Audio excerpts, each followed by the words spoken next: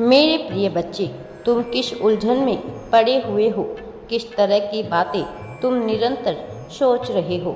जीवन के आत्म उद्देश्य को ढूंढने के लिए तुम जिस तरह के प्रयास कर रहे हो, क्या वह सकारात्मक रूप मोड़ भी ले रही है अथवा नहीं?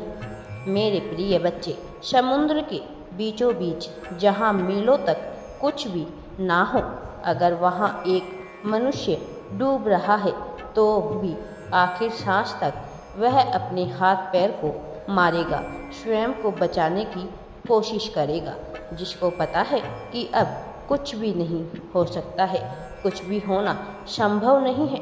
जहाँ से उसे कोई मार्ग ना नजर आए, वहाँ भी वह अपने हाथ पांव चलाएगा, प्रयत्न करना जारी रखेगा, क्योंकि जीव की यही वास्तविकता है कि आत्मरक्षा उसका अस्तित्व है, यही उसके जीवन जीने का तरीका है।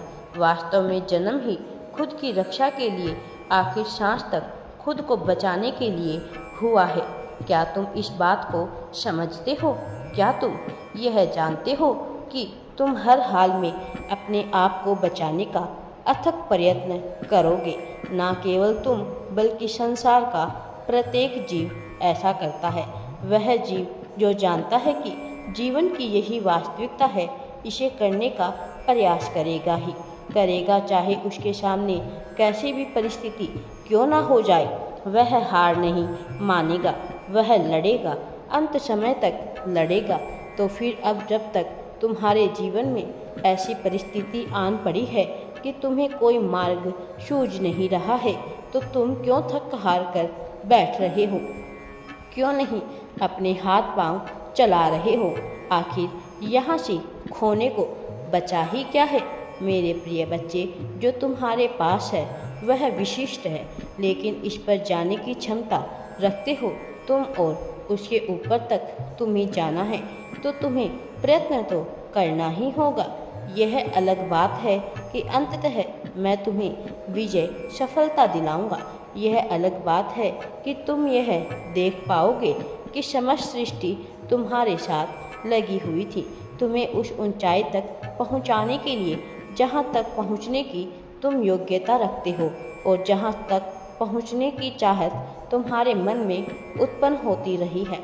फिर भी तुम्हें अपने इरादों को स्पष्ट करना होगा, अपने हाथ पांव मारने होंगे, नए प्रयत्न करने होंगे, नए तरीकों को ढूंढना होगा, घुलना होगा, मिलना होगा, नई चीज़ों को समझना होगा, अपने आप को झोंकना होगा, समर्पण करना होगा, त्याग करना होगा। यह दर्शाना होगा, यही वह जरिया है जिसके माध्यम से तुम यह देख पाओगे कि अब तुम्हारे जीवन में क्या कराए जाने की कोशिश हो रही है। मेरे बच्चे, तुम क्यों डूब रहे हो? क्यों स्वयं को थका हुआ, हारा हुआ महसूस कर रहे हो, जबकि तुम देख सकते हो कि समस्त सृष्टि तुम्हारे लिए कार्य करना चाह रही है। तुम देख सकते हो कि निरंतर तुम्हें सूचित किया जा रहा है, तुम्हारे समक्ष सूचनाएं भेजी जा रही है, समाचार भेजे जा रहे हैं, संकेत दिए जा रहे हैं, संदेश दिए जा रहे हैं, ताकि तुम विशाल अंधकार में ना डूब सको, ताकि तुम सही मार्ग का चयन कर सको, ताकि तुम परेशान होने के बजाय वास्तविक राह पर चल सको। मेरे प्रिय बच्चे, तुम अपने अतीत को समझो, अपनी असलियत को समझो, हुंकार भरो, अपने हाथ पांव चलाने का प्रयत्न करो। मेरे प्रिय बच्चे, अब समय आ गया है, तुम्हें थोड़ी मेहनत करनी है। जीवन एक ऐसा समुद्र है जिसमें अंततः सब कुछ विलीन हो जाना है, लेकिन तुम इसका अनुभव तभी कर पाओगे जब तुम अपने वर्तमान जीवन को समझ पाओगे, जब तुम इसकी महत्वता को समझ पाकर जीवन ना तो केवल तुम्हारे भूतकाल में है, ना भविष्य काल में। तुम भूत में हुए चीज़ों का पछतावा कर रहे हो और भविष्य में होने वाली चीज़ों की चिंता कर रहे हो। इसी के बीच तुम अपने वर्तमान को खोते चले जा रहे हो और अंधकार में डूबते चले जा रहे हो, जबकि यह वास्तविकता से कोसों परे है, जबकि यह तुम्हें दूर ले जा रहा है, उस सच्चाई से जिसे जानने का तुम्हारा अधिकार है, उस सच्चाई से जो तुम्हारे लिए लिखी जा रही है।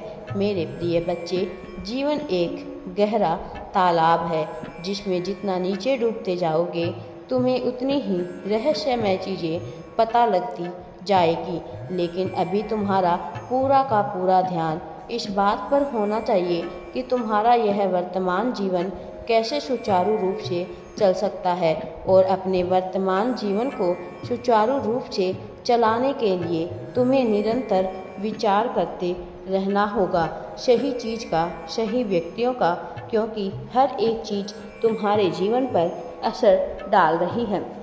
मेरे प्रिय बच्चे, हर एक बात तुम्हारे जीवन पर असर डाल रही है। इसलिए मैं चाहता हूँ कि अपनी आत्मरक्षा के लिए तुम स्वयं के भीतर उतरो। वास्तव में मनुष्य जीवन उस पुष्प के समान जीना चाहता है जिसकी सुगंध से हर कोई मंत्रमुग्ध हो जाता है, जिसके सौंदर्य से हर कोई आकर्षण से भर जाता है। लेकिन क्या तुमने कभी विचार किया, ऐसा खूबसूरत सौंदर्य से भरा हुआ, खुशबू से भरा हुआ गुलाब का पुष्प किस प्रकार से फलता फूलता है? तुमने कभी गुलाब के पौधों को ध्यान से देखा होगा तो तुम महसूस करोगे कि उसके जड़ें सदैव जमीन में मिली हुई होती है। अर्थात मनुष्य को भी इसी के भांति जमीन से जुड़ा हुआ रहना चाहिए ताकि वह अपने आधार को मजबूत रख सके। और साथ ही तुम यह देखोगे कि वह सौंदर्य से भरा हुआ है, वह खुशबू से भरा हुआ है। मनुष्य जीवन भी सौंदर्य से, खुशबू से भरा हुआ होना चाहिए ताकि अन्य लोग उसके सौंदर्य और खुशबू से लाभ ले सके, ताकि वह ईश्वर को अर्पित हो सके। लेकिन इसके साथ ही उसमें कुछ कांटे भी होते हैं ताकि वह अपना बचाव कर सके, ताकि उसे चमेली के पुष्प की भांति केवल बहुत आसानी से नहीं तोड़ा जा सके। इसलिए वह हमेशा कांटों से घिरा हुआ भी रहता है। मेरे प्रिय बच्चे, उसमें कांटे भी होते हैं। तुम्हें भी अपने जीवन में कुछ ऐसे कांटों को व्यवस्थित करना होगा, अर्थात कुछ ऐसी सीमाओं को सुनिश्चित करना होगा जिसके आगे कोई मनुष्य तुम्हारे साथ किसी भी तरह का खिलवाड़ ना कर सके, अन्यथा तुम्हारा ही उपहास उड़ाकर वह तुम्हें उपहास का पात्र बना देंगे। वह सभी लोग जो तुमसे जलते हैं, तुम्हारी गति से जलते हैं, वो नहीं चाहते कि तुम तरक्की करो, वह हमेशा खुराफात करते रहते हैं। मेरे प्रिय बच्चे, लेकिन अब तुम घबराओ नहीं और आगे बढ़ो। मेरे प्रिय बच्चे, तुम इस ऊर्जा क्षेत्र से बाहर हो और सकारात्मक ऊर्जा के बिंदु में हो। अब तुम्हारे साथ सब कुछ अच्छा ही अच्छा होने वाला है। राधे राधे जी। वीडियो पसंद आए तो लाइक, शेयर एंड चैनल को सब्सक्राइब जरूर करें।